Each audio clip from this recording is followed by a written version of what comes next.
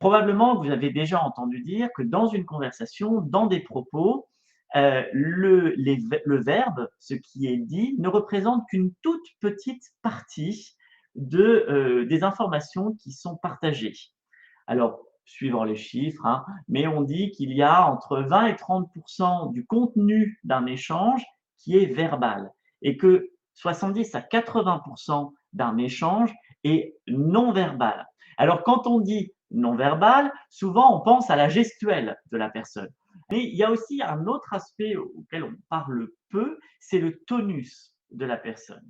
Et là, peut-être que quand tu m'écoutes, tu dis tout d'un coup, voilà, là, ma voix a un petit peu baissé parce que j'ai volontairement en fait baissé mon tonus. Mais lorsque j'en parlais juste avant, j'augmentais mon tonus. Et cette variation de tonus, elle existe en permanence dans notre échange. Elle est liée à la fois à l'état dans lequel je suis en ce moment. Voilà, si je suis plus fatigué, je vais avoir un tonus un petit peu plus ralenti. Si je suis en forme, je vais avoir un tonus un petit peu plus puissant. Mais il est aussi lié au sens de ce que je transmets.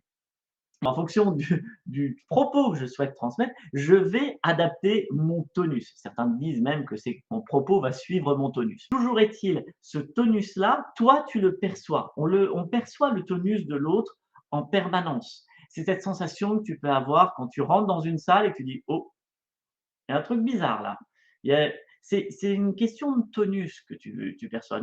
Notre tonus à l'intérieur de nous, il est contagieux, hein. Il contamine notre espace autour et lorsque tu vas saisir ce tonus-là, tu vas sentir en disant: «Ah, là, j'ai envie d'aller vers la personne. Là, au contraire, je me sens serré. Là, ah, ah, ça se relâche». Et bien là, hop, tu vas pouvoir relancer ce tonus-là, ce moment où Laetitia disait: «Voilà, la voix qui va descendre un petit peu», eh bien, c'est tout simplement le tonus qui baisse. Mais c'était une très belle démonstration de changement de tonus.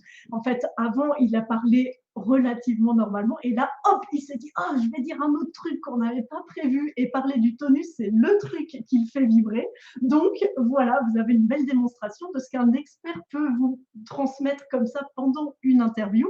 Changer de tonus et puis il a fini. Mais voilà, c'est hyper intéressant parce que là, vous avez eu la démonstration du changement de tonus chez Loïc qui s'est mis dans sa position de je transmets quelque chose autour du corps et c'est d'une de ses expertises.